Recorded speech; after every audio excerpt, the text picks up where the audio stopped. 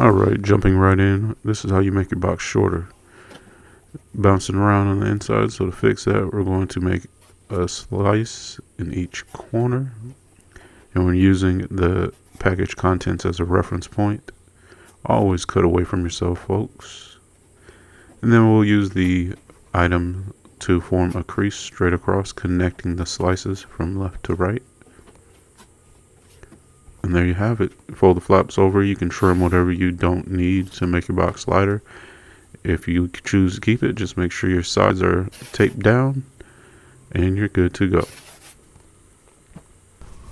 Alright, next up we'll make a box wider. I'm sure you've seen this one. This is very popular on social media.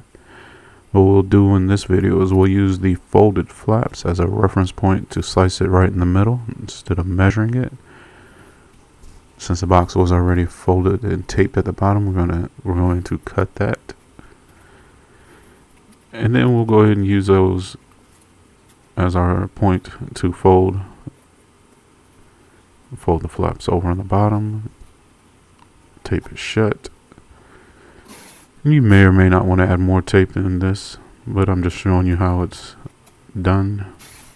Alright, in this last one, we're going to make the box taller. You need two boxes that are pretty much the same size. And you're going to fold the flaps out in one and in on the other.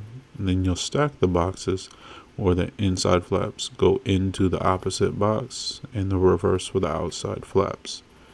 Then you'll give it some tape. I prefer just to tape the flaps down. No need for all as I did in this video. Alright, and that wraps up this video. If you have any questions about what you have seen in this video, let me know down in the comments. Otherwise, don't forget to like and subscribe and share this video.